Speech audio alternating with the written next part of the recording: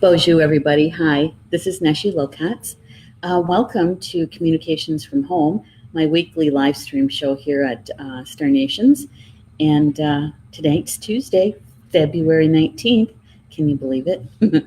This month is like going by so fast, isn't it? And it's a short month. So welcome. As you can tell, I am broadcasting from Star Nations Academy, my usual place. For about a week and a half, I was broadcasting from my meditation room, also known as the medicine room, down at my house because of the snow. Well, first of all, it was because of the cold weather, that polar vortex, and then it was because of the snow. So I'm happy to be back up here. Not that I didn't like broadcasting from the medicine room. It's just up here, it's a lot quieter, and I don't have George usually making as much noise, and so he and Paul are down at the house having a good time. The boys are together. Yeah. So tonight's show is, the topic is who is a shaman, and it's a very delicate topic, I think. And I'll show why in just a minute, okay? But I think what I'm going to do is I am going to share the broadcast, the live stream, like it and share it before we get started. Because once I get started, I'll forget. And then I'll wonder, why didn't I do that, right? So I'm going to find the broadcast here on Facebook. And I'm going to like it and share it.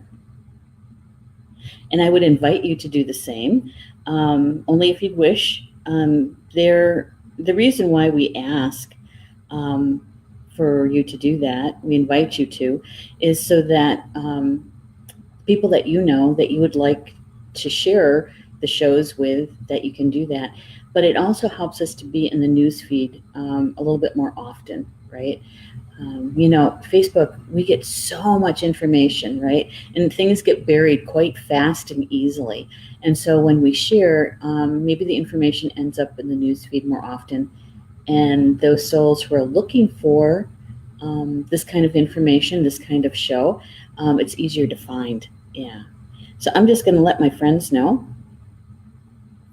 that I'm live streaming my weekly show. Oops, got to spell right. Show, and to please join me. There we go. There. That's easy. Doesn't take very long.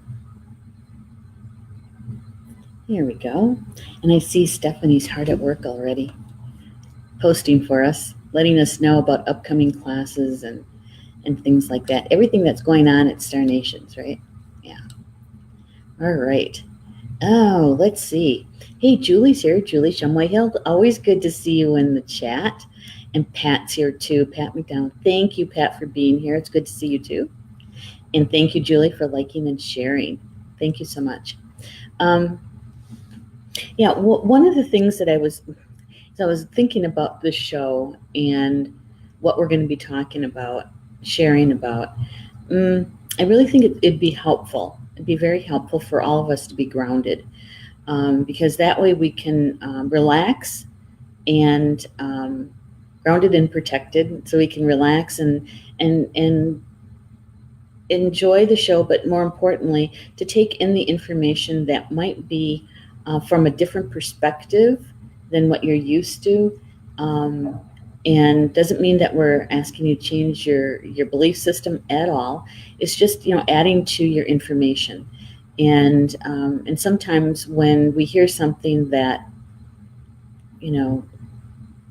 might be difficult to hear, our ego kind of jumps into the mix, right? And so when we're grounded, we can take in so much more information in a balanced way, right? So for those that are in the chat, the live chat, if you've already grounded, just give us a second. For those who haven't, this is a chance to be grounded for the evening. Most grounding and protection techniques last about 12 hours. depending on what you ingest, both in food, in beverage, in music, and what's on television or movies, whatever you take in. If it's at a lower vibration, it starts to weaken the field. Okay, so I'd like to do just a short grounding meditation.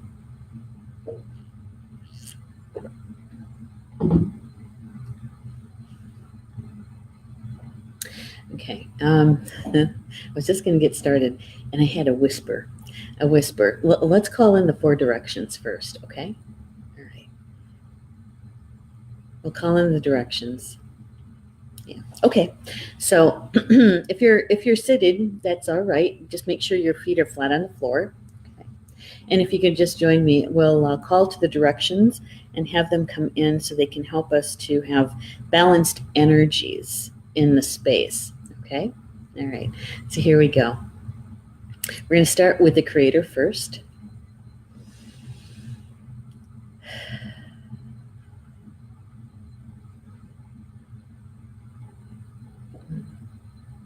Mauna, Earthmaker, Creator of all things, we humbly ask for your presence in our sacred circle here tonight so that we may have an open, heartfelt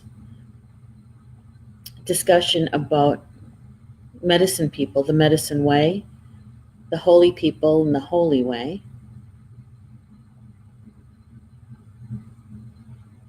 We ask you to please come.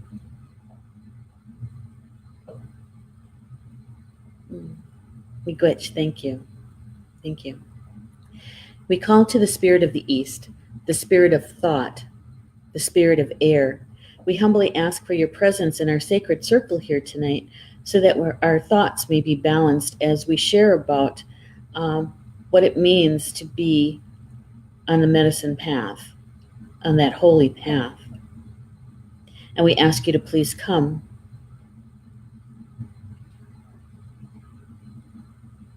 Miigwech, thank you.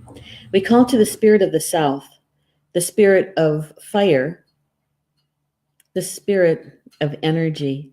We humbly ask for your presence in our sacred circle here tonight so that we may have balanced energies as we share about the medicine way, the holy path, and we ask you to please come.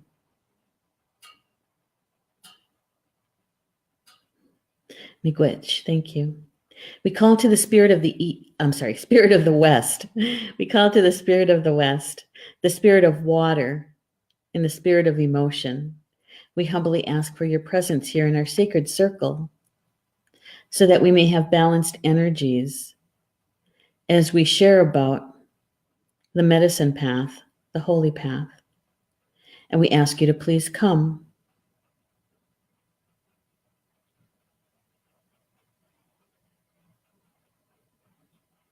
Miigwech, thank you. We call to the spirit of the North, the spirit of balance, stability, and wisdom. We humbly ask for your presence in our sacred circle here tonight so that we may recognize our own wisdom and the wisdom of each other as we share about the medicine path, the holy path.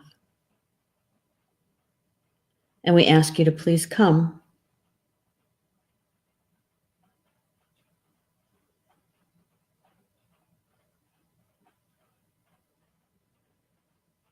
Miigwech, thank you.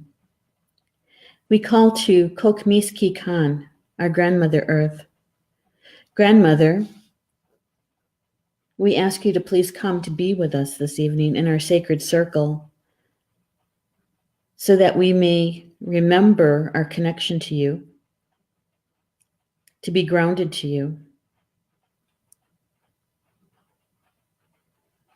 We ask you to please come so that we can have an open, heartfelt discussion about the medicine way, the holy path, and what that means with our connection to you. And we ask you to please come.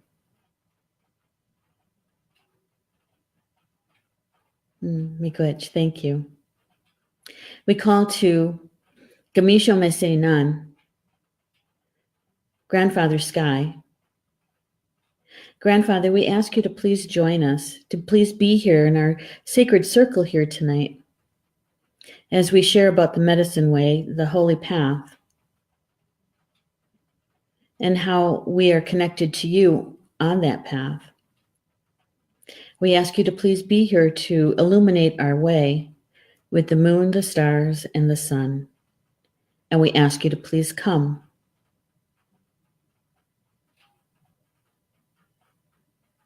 Miigwech, thank you.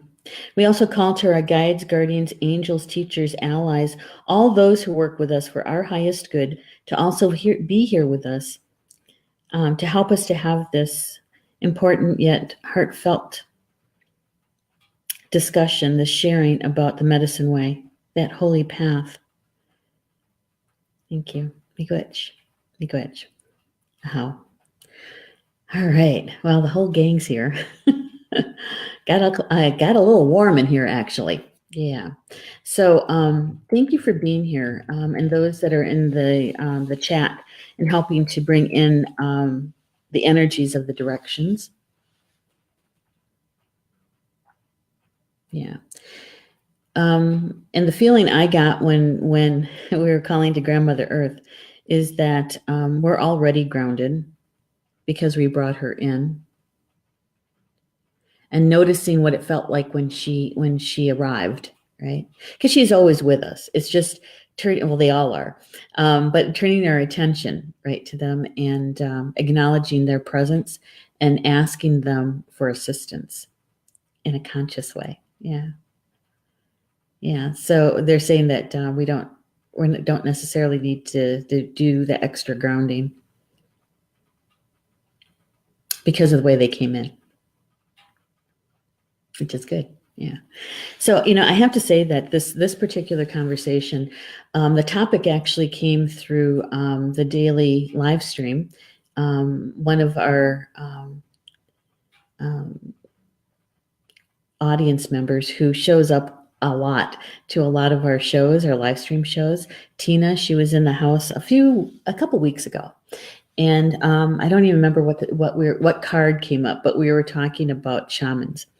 And she had brought up that this would be a good topic to talk about because she happens to be Native American, and so she was concerned about people who take a class and then call themselves a shaman, right? Yeah, and so we thought we'd talk about that. And the topic is in the past.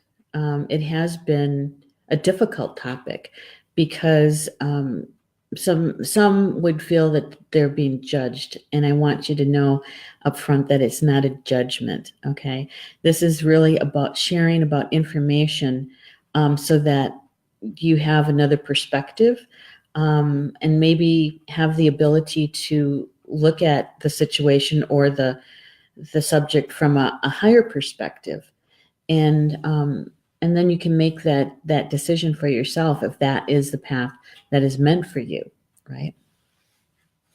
Yeah, because sometimes what happens is that I think that we believe, or there is a belief out there, the only way that you can be awake to your spiritual path is to quit your job and become a spiritual healer, and and that's not necessarily true. That's not. It happens, yes, it does.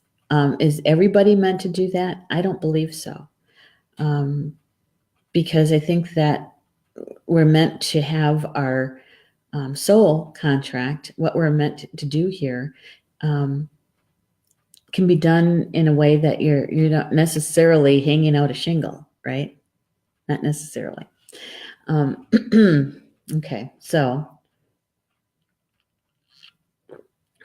here's one more piece that I would like to do, and that is to introduce myself in what's called the old way.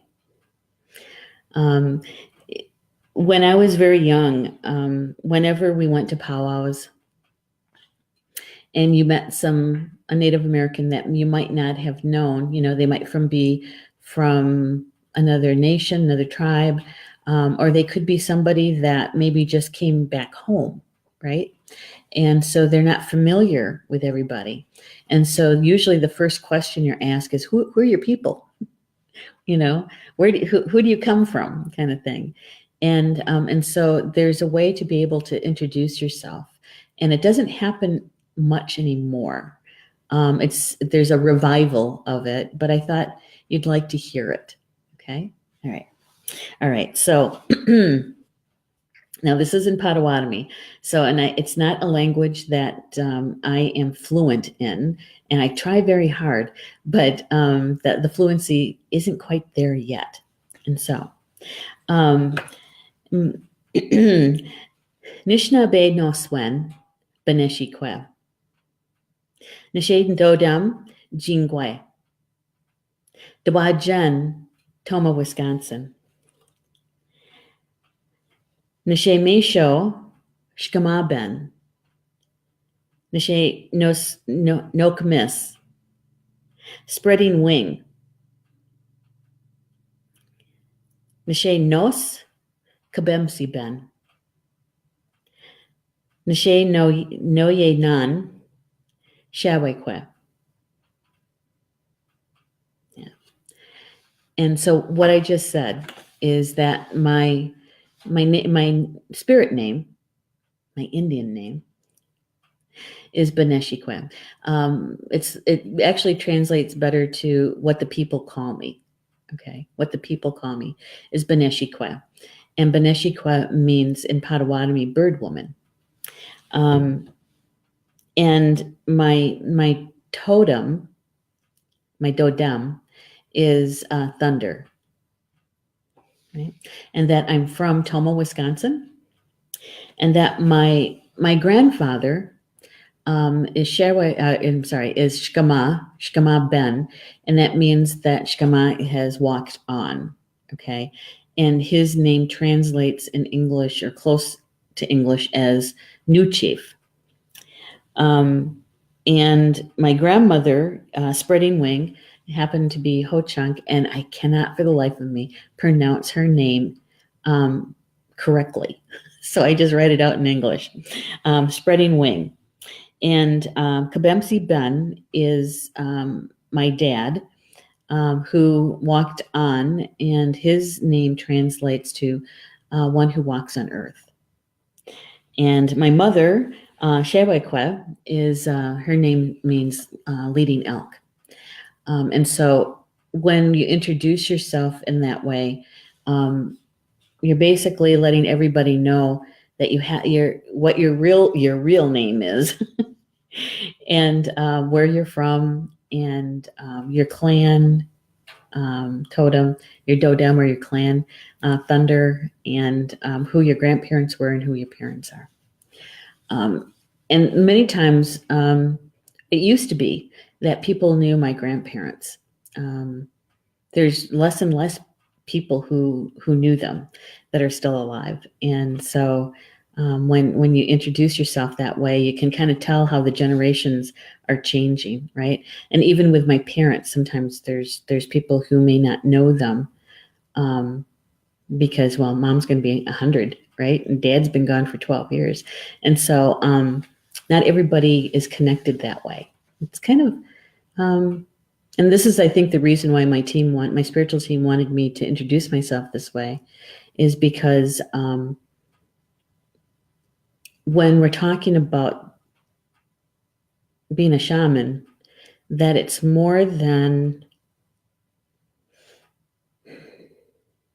it's more than doing soul retrieval.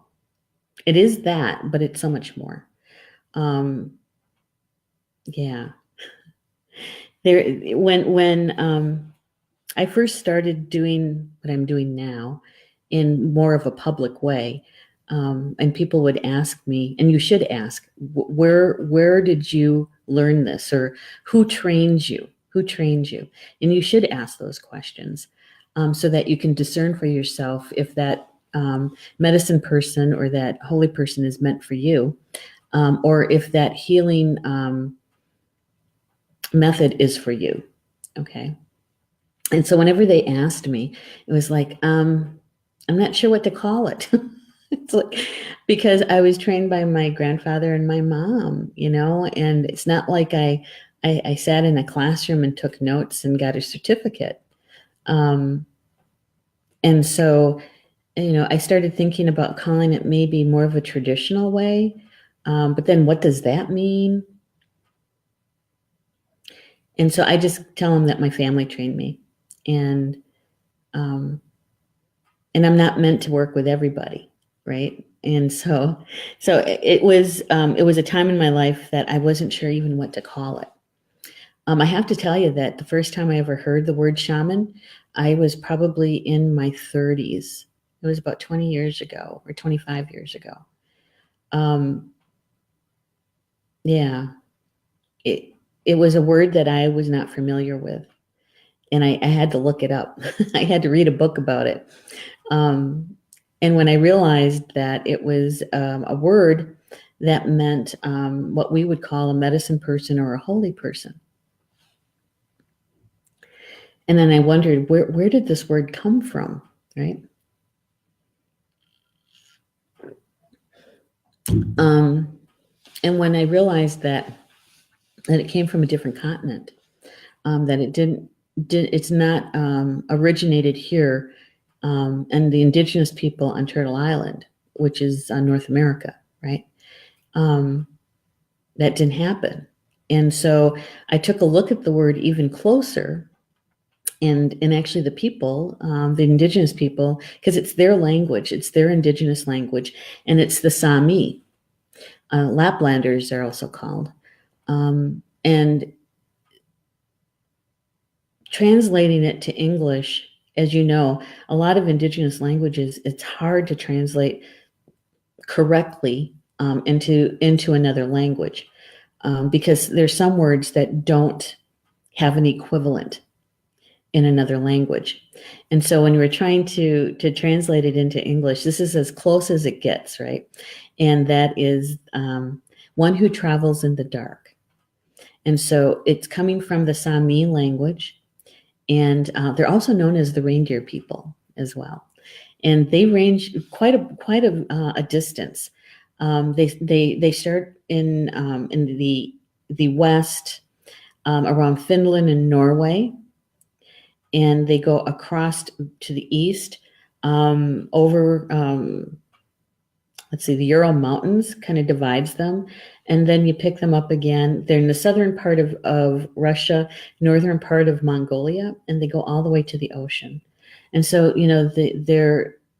their ancestral land is quite large. And I can only imagine how many clans that are involved, right? But that's their language, the shaman word. And where did that even come from? Hey, Deborah. Deborah just jumped in. Hello there. Is that they were studied. They were visited by Michael Harner, and Michael Harner, it was from the United States, and he actually studied with many indigenous people to find out their medicine way. And he took the word shaman from the Sami and brought it to the United States. And actually, Michael did quite well in reviving or keeping alive a way of life that was diminishing. And because there weren't a lot of people being trained anymore. There weren't a lot of people willing to take the responsibility for that. And so with the work of Michael Harner and in his foundation, actually, there were quite a few people who were trained in a similar way of the Sami and other indigenous nations. It was kind of, how do I want to say this? I call it the Harner method.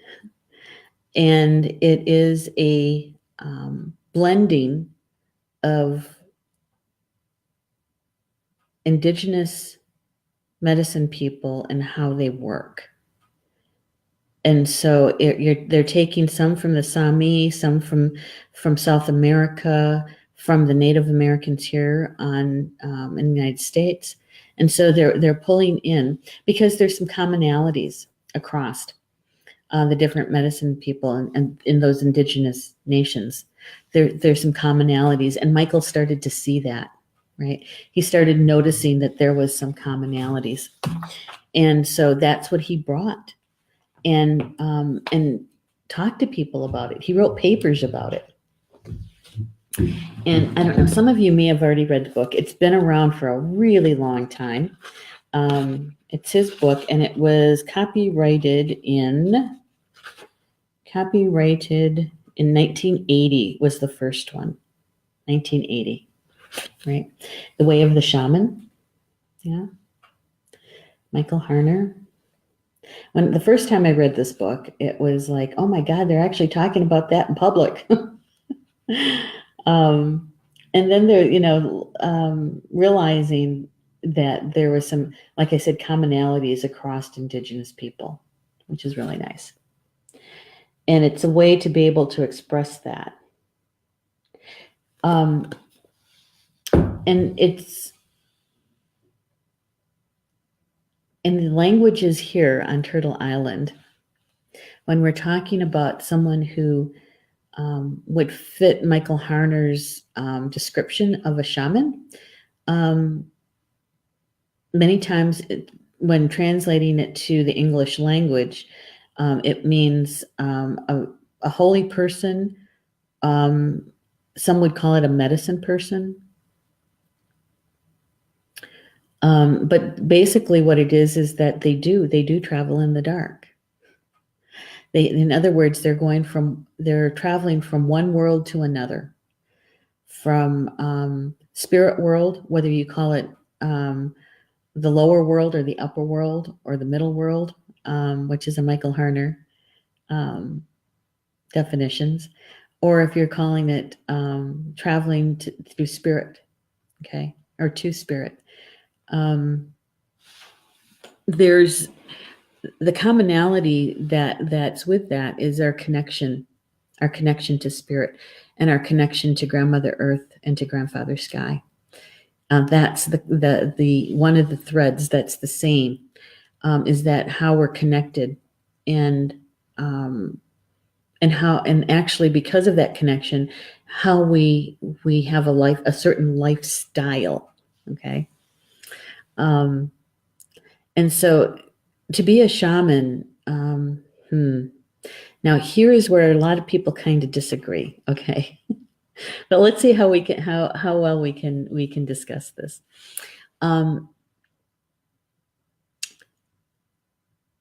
In a more indigenous world, in their perspective, not everyone in their clan, not everyone in their tribe would be a shaman or would be a holy person. That designation or that life path would be selected by spirit.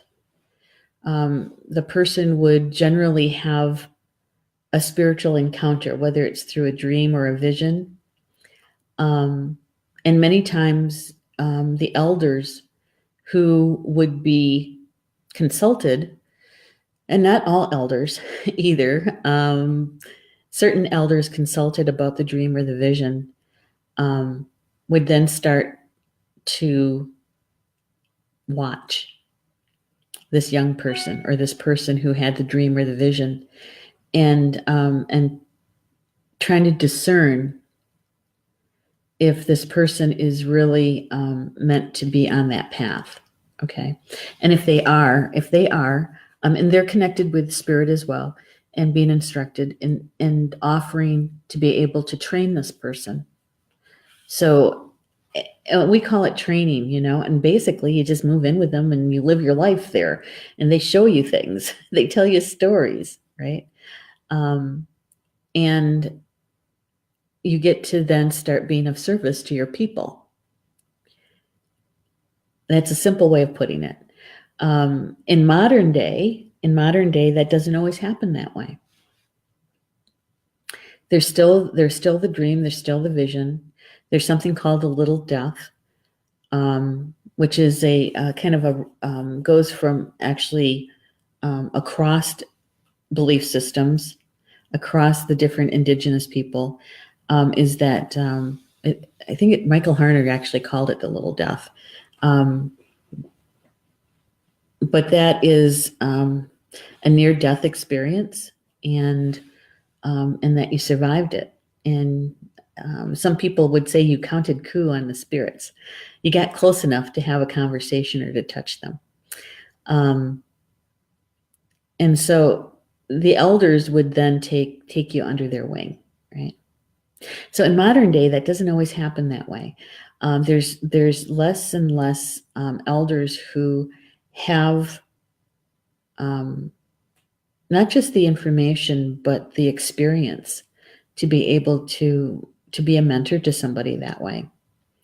There are a few, but they're not. It's not like a university where you get to enroll and then say, "I think I'm going to take that professor." It doesn't happen that way. And many times, the person who had the vision or the dream or had that little death, it was most times that we don't jump into it. We don't say, "Oh yeah, that's me. I want to do this," because we've been experienced something that a lot of times scares the heck out of you. And so, why do I want to be a part of that? And so, we're rather reluctant to be involved. And many times, Spirit's not going to leave you alone. Your spiritual team will keep nudging you. And, we have free will. But they keep bringing the opportunity back around for you to select, and hoping that you will make that choice, right? Yeah. Oh my gosh. I'm going to check just to see who's in the chat quick here, okay? Deborah. Hey, Barbie's here too. Hello, Barbie. I'm so glad to see you in the chat. Yeah. Yeah, what did Stephanie has here? The classic on the shamanism. Yeah, the way of the shaman. In case. Yeah. Michael Harner he really did, and he has since walked on, but he really did do the world a service. He really did, by going to study with all of these different indigenous people and bringing their medicine way into another container, right? And so that other people could read about it and study and be trained, really, by Michael. And yeah. And so, hey, Kimberly just popped in. Hello, Kimberly. Good to have you here. And so with these days in modern times, I think that being a shaman or being a holy person is different than it was for my grandfather, my great grandparents, their parents. It's much different. It's much different. And I'll tell you why, is because things shift and change and they evolve, right? Which is a good thing. But along the way, things in that shifting and changing, we had the influence, is a good word, the influence of Christianity. And not that that's a bad thing, it's just that it changed things quite drastically, I think, because then we had this patriarchy enter a people that were not they were more maternal than paternal. Okay. And so there was a shifting that happened, and this is hundreds of years ago. And so the change started then, leading up to this modern day. And so when we're talking about who is a shaman, it's still more than just reading a book. That's for sure. But we also have to take into consideration who's doing the training now, who's doing the training, who's doing the mentoring, who's helping that person who's just taken, heard the call, heard the call, heard the call, heard the call again, and then finally said, okay, all right. And then being there for them for when, they have those dreams, when they have those visions. And how do you travel from one place to another, and knowing where you're going to go and how you're going to get back, those kinds of things. Yeah. Now I do know that there's a lot of people who are fascinated by it, and they want to learn how to journey and travel. We called it soul traveling in my family, traveling. And they want to know how to do that.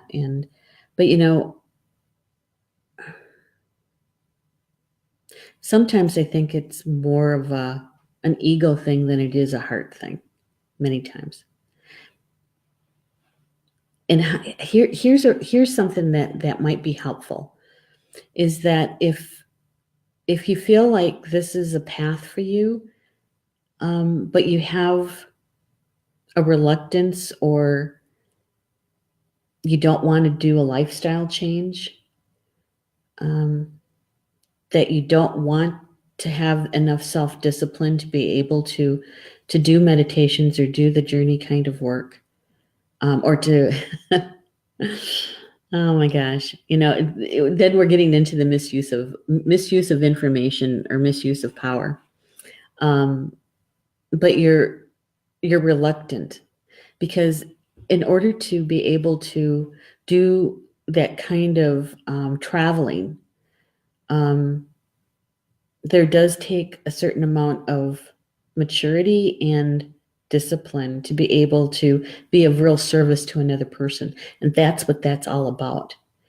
You can still have the information for yourself and to be able to do your own healing work for yourself, and that's fine. But it's when you start working with another person or on behalf of another person that I think that's where the lines kind of gray, and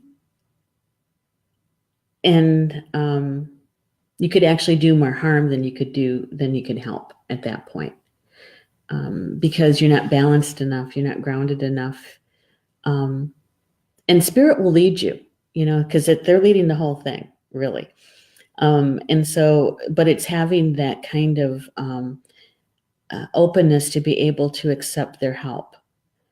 Now,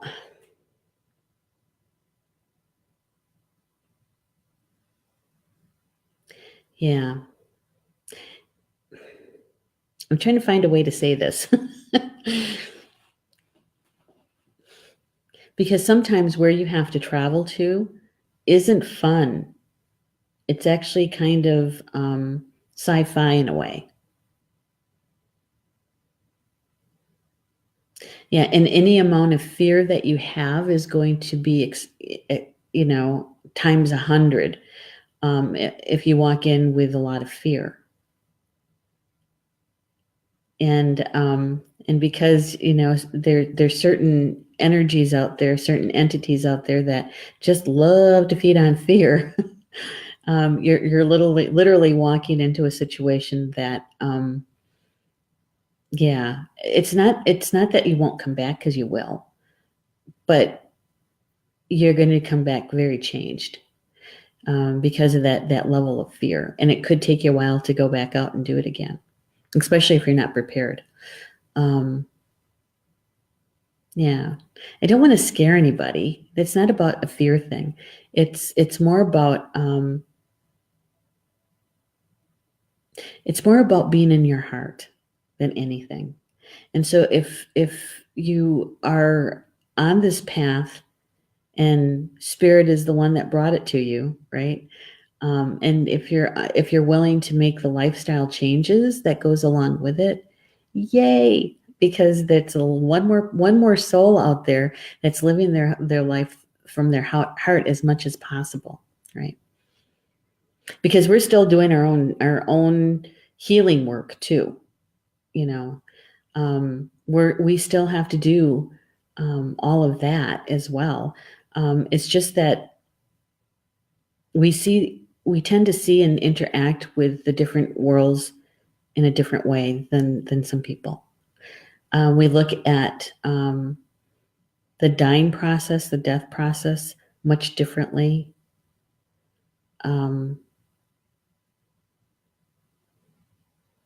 Yeah, it really is more about how you live your life, I think. Stephanie is saying, if you walk in with fear and unprepared, you become the buffet. Yes, you do. Yes, you do. And you are very drained from it. It could take you a while to recuperate from it. Thing is that you never go alone. You're never alone. You will have spirit helpers that are with you.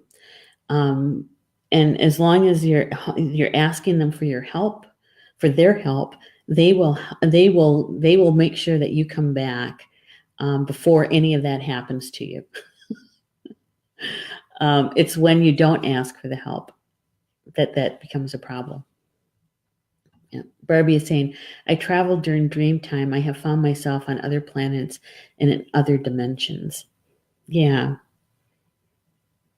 Yeah. It's because we're spirit, right, Barbie?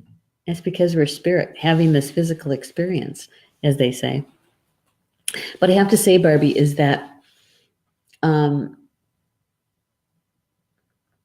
that having that ability doesn't necessarily make a person a medicine person or a shaman. It tells you that you have this ability, and actually we all do, to tell you the truth. We all do, because we're all spirit, right? What does it make to be a medicine person, a holy person, a shaman? Is the spirit helpers and how you use it to be in service to someone else. Yeah, I think that is probably the best description. And so how do you get to be that way? How do you get that kind of experience? And really, some of it does come from the person who's mentoring you. Some of it does come from there. A lot of it comes from spirit. A lot of it comes from you having able to open your heart and have compassion in a way that some people would find a little odd. It's like you're not a doormat by any stretch of the means, but some people may take you that way. They may say that, oh yeah, she's a pushover. All you do have to ask her for something, and she'll give it to you, or she'll do it for you. Yeah. But that has more to do with your heart than it does with being naive. Yeah. So I don't know if I even explained that well, Barbie. I tried. It takes a little bit more than that. What it takes is what concerns me sometimes, and I hear this every so often, is that somebody will come to me and they'll say, I want to do that. I want to be a shaman. I think I'm a shaman. And when I sit down and talk to them about it, what they really want to do is to be able to. It's more of an ego thing, right? Because they're not willing to change their life. They're not willing, because that's what it is. When you hear the call and you respond and you say, as I did, I said reluctantly, okay, because I'd seen my grandfather. I knew the responsibility. And at 17, I I didn't have much of a childhood to begin with. I wanted to actually experience some of that first. And it's not to say that we're perfect by any stretch, but there's a certain way of walking with it, a certain way of carrying it. And sometimes it can be, doesn't necessarily always, but it can be a lonely path. Especially when you have people around you who may not be spiritually understanding, right? And so it can be kind of a lonely path. Yeah. And hey, Tina's here. Hello, Tina. She says, hi, Neshi, late, probably missed a lot. Well, never, right? Divine timing. You're here when you're supposed to be here, showing up, right? That's all you have to do. I'm just glad you're here. And we were just talking about really getting into what makes the shaman, the holy person. Oh, thank you, Barbie. I tried. I really did. And it's not really okay. It's not to discourage you in a way that I'm saying that you're not capable. I'm just saying that it's a very wide awake decision to make. Because those people who choose to pick to say that I'm going to become a shaman and they take some classes and then they think that they're going to go out and help somebody, sometimes they do more damage than they do help. And the person, and actually both suffer, and needlessly, really. The person who calls himself the shaman, but they're not really trained enough for it. I don't like that word either, trained. They don't have enough experience, and they're really coming from their ego more than from their heart. So that when they say, yeah, I can help you, and they're talking more about themselves, and what they did, rather than having the person that they help talk about it and say what changed their life and what didn't change their life, right? And the thing is that those you wouldn't even know some of the people who are medicine people because they never talk about it. They don't have a sign over their head that says, I'm a medicine person or I'm a holy person. They would never even call themselves that. That's why I said reluctant. Yeah, it's not that I don't find it valuable. It's not that I don't respect it. It's just that I've never actually called myself that, right? It's actually kind of like I don't call myself an elder either. And it has nothing to do with because I don't want to get old. It's just that to me, an elder is a certain kind of responsibility, right? Yeah. Julie says, "Oh, it sounds like I came at the right time." Always divine timing, right? Hey, Rob, he says, I can vouch for what happens when self-proclaimed shamans don't know what the hell they're doing. Yeah, they can hurt a lot of people. They can. And Stephanie is saying being a shaman is the same level of commitment as being a nun or a priest. It's kind of equivalent, yeah. Yeah. The lifestyle is a little bit different, but the commitment is probably very equivalent.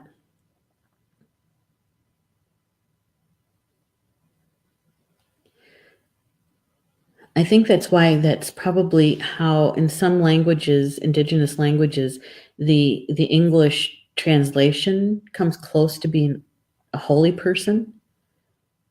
Because, translating it into a language that maybe doesn't have an equivalent word for it, right? And in some indigenous people, their holy people and their medicine people are two different healers or two different healers. Okay. One is more about the spirit of the person in different worlds, different dimensions, right? And the medicine person has more. They use more plants and stones and those kinds of things, right? More things from the physical world. Now, it doesn't mean that it doesn't affect the spirit. It's just that their tools are a little bit different. And in certain indigenous tribes and clans, they would have a distinct difference between the two. Now, there's other nations that they would be that their distinction wouldn't be quite as apparent, right? Yeah, and I was also, for those who just joined us, those that think that their spiritual work means that they're going to, stop working their 9 to 5 and do this full time, and some do, and that's great, but it's not necessary. And I can tell you that medicine people or holy people, many of them, like I said, you wouldn't even be able to tell. I mean, they're the mechanic down the block. They're the custodian at the school, and when they help somebody, they're doing it on their off time. Um, they're not necessarily living out in the wilderness by themselves, is what I'm trying to say. But then again, it also depends on the people and where they're from. I do know that there's holy people in the Osheti Saikoi, the Great Sioux Nation. I know that there's some that were raised by their grandparents, that really their first language is Lakota or Dakota or Nakota. English is not their first language, and that they were raised to be this holy person, is because their grandparents, either they had a dream, they had a vision, or their grandparents, the elders, saw something in them and nurtured that. So it's not like everybody in the clan is a shaman, is a holy person. Yeah, I don't know if that makes any sense in what I'm saying. Rob is saying, as a matter of fact, that is what defined my path. Oh, really? That's interesting. Very interesting. Barbie says, I have done Reiki on others, but I have always given them the choice if they want it or not. If they don't want it, I respect their wishes. Well, good for you, Barbie. Excellent. Yeah. Actually, that kind of opens another part of the conversation, Barbie, is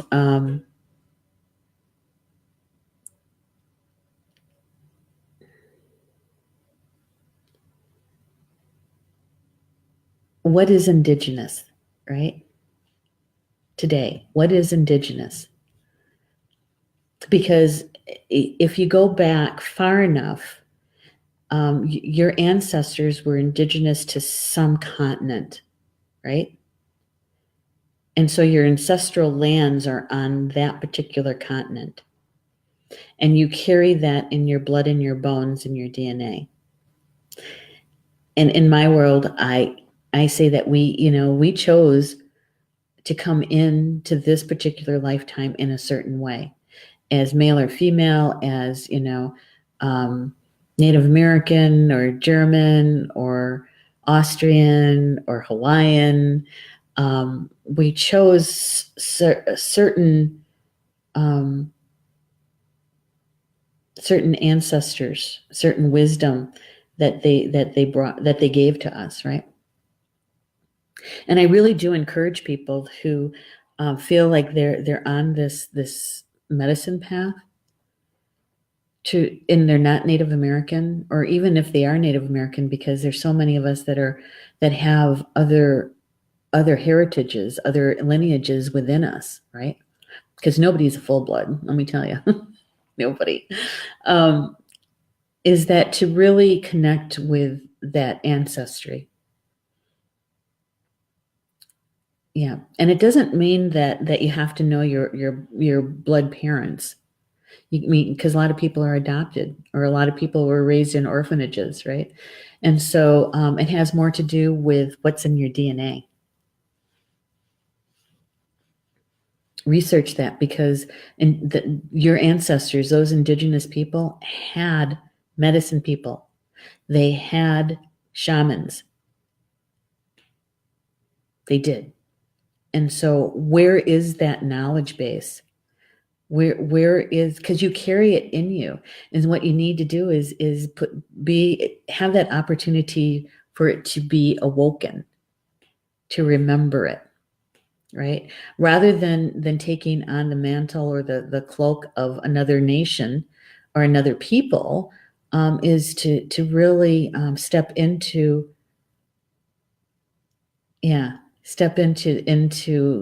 why you came into the world this way. Yeah. Whew.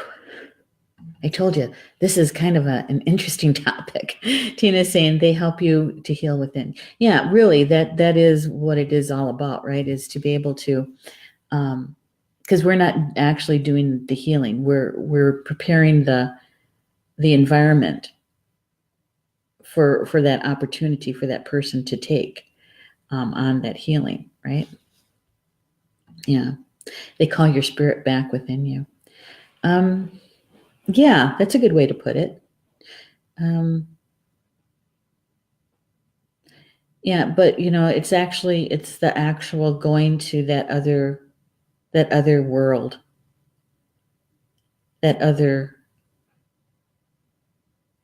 if you want to call it dimension or realm, or that other place, that spirit place, traveling there. And knowing how to bring that spirit back, right? Because basically you're like a Uber or Lyft, doing that retrieval, right? Is helping them to find their way back, their way home, really. Yeah. Hey, Gina's here too. Hello, Gina. Good to have you here. And Tina's saying my husband is full-blooded Lakota. Well, good. Excellent. I can tell you one thing. There's when you go further east, okay, when you cross east of the Mississippi, because we had a European contact so much sooner than those west of the Mississippi, that there isn't that many full-blooded anything of any nation on this side. Because there's always that one great grandpa, that one Micho, right? Who brought in the French Canadian blood, or the Norwegian blood, or the you know what I mean. And I think that that's not such a bad thing, because it really unites us. Even if we have 6% German, or 4% French, or 79.9% Native American, we still carry that ancestral memory within us. And when we're doing our healing work for ourselves, oh my goodness, we have the opportunity to do a lot of ancestral trauma healing, and we help a whole lot of people with that, not just ourselves, but a whole lot. Yeah. So the shaman. I mean, I did show this book. This is Michael Harner's. This is his landmark book, The Way of the Shaman. And for those who are wondering, what is that? This is actually a good reference book. Gosh, I still highlighted, found notes I've been looking for a while. Like, papers within it, Too funny. Bookmarks. Yeah. One of his students, who I've studied with, I wanted to see what kind of teacher she was, right? And I learned more from her from the teaching perspective than I did from the shaman work, but she's really good. Sandra Ingerman, right? Sandra Ingerman. She wrote this book, Soul Retrieval. Yeah. She's out of New Mexico. She's a really good teacher. She taught me quite a bit from the teaching perspective. And she's a kind soul too. Good. She has airline ticket or voucher. I flew United. Too funny. All right, but these are just if you're looking for written material, right? But I have to say that if I know I'm at the top of the hour, aren't I? Went fast. Is that if you had a vision, if you had a dream, and Spirit was giving you this opportunity, this medicine path, this healing path, where you would be considered a shaman, is that to ask them questions, to ask your spiritual team those questions. What does this really mean for me? How am I supposed to use this? How is this going to change my life? Because it will. And what we talked about tonight is just the tip of the iceberg, just the tip. Yeah, and if you had one of those dreams, if you had that call,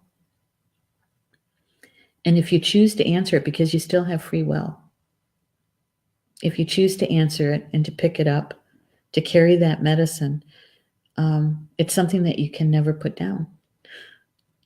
It's with you for your entire life. Does that mean that there's some people who take a vacation and pause it? Yes. It's kind of a difficult thing, but you can never, ever just kind of leave it and say, I'm done. It doesn't happen that way. And if you find yourself saying yes, then ask your spiritual committee to help you to find that person or people that can help you in a good way, to show you, to help you gain experience, right? Yeah. And maybe it is in formal classes, maybe it is through the Harner method. All I'm saying is that it takes more than just reading a book to be a holy person, to be a medicine person, to step on that shaman path, right? Yeah. What's Tina saying? What they do is spirit leaves body and consults with the grandfathers out of body, maybe on a mountain where the grandfathers come in to heal the person. Very powerful. Yeah. That's one way. That is one way. And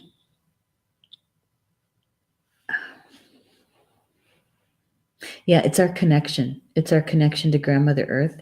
It's our connection to Grandfather Sky. It's a connection to all our relatives and how they're helpful, and it's symbiotic, right? Yeah. I wish I could somehow show you, not just show you, but to have you feel it. To have you feel it, because there's nothing like it. There's when you've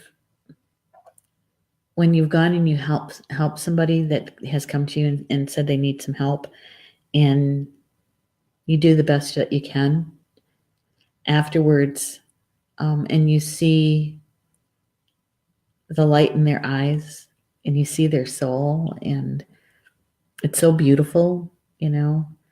Um, the kind of love that you feel is immense. And I think that's probably one of the reasons why it's not talked about as often, because it's such an emotional feeling sometimes, that, and it's humbling. It's so humbling, you know, that the ego really does serve the heart at that point. Yeah, it's a good balance. It's a good balance. Yeah. Experience in order to understand. That's so true, Tina. That is so true. Because you can't really, even if you tell the story, even if you're one of the best storytellers, um, unless you actually experience it, it doesn't do it justice. It just doesn't. And Julie's saying, great point, more than a book or a weekend workshop. That's, yes, yes. That's true, Julie. That's really true. You know, and the thing is that I can understand the curiosity. I can understand the desire, right?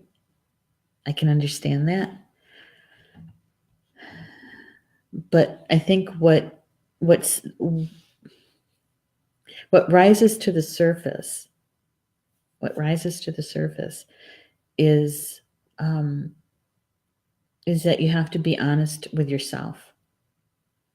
You have to be truthful with yourself. And if you're willing to lead a life that is of service to others, and that you're willing to live your life as in balance as possible, as a human, as a two-legged, because that is where the challenge is if you're willing to do that lifestyle change, then I think that you're probably more solid on that path, right?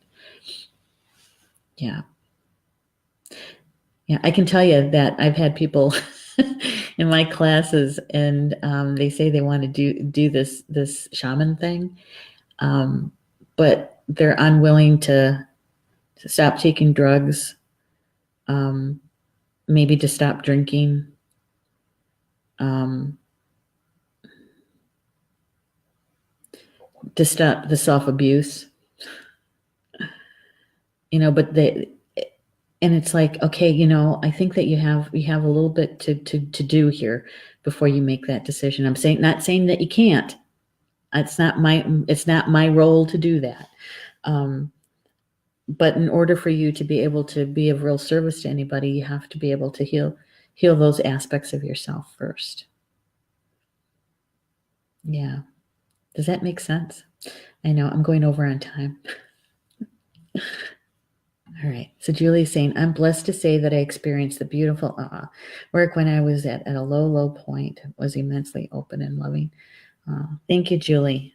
Thank you. And I'm just glad that I was able to be there for you and to walk with you on that part of your journey. You know, and I'd do it again. Yeah. So, okay. I think the next part of this discussion, and I've had this already over at the Academy at another time, and you can see the video on that because it's still at the Academy. Just go to the videos and kind of go through them. It's very similar to what we covered here tonight. There was a little bit more in depth in that one. But I think if we ever do this kind of conversation again, I think I'm going to do it over in the Academy, and we're going to be a little bit more where the rubber meets the road kind of stuff. Okay. All right. So with that, I am so grateful that you guys are here tonight. And thank you, Tina. Tina, this was a suggestion that you made for this topic, and I appreciate it. And I hope that I was able to convey what Spirit conveyed as best as I could. Yeah, and so I'm glad you guys were here with me. I appreciate it. And we'll be back here next week. What is next week? What's the date? Is that the last Tuesday? It is. So next week on the 26th, we'll be doing the Unity Breath Meditation together. Yeah, love doing that, leading that meditation. So next week at 8 p.m. Eastern here for Communications from Home, we'll be doing the Unity Breath Meditation together. Yay. Yeah. All right. So with that, enjoy the rest of your Tuesday evening, and we'll see you back here next week for the Unity Breath. Okay. All right. Bama Mina. That's Potawatomi for until we meet again. I love you guys.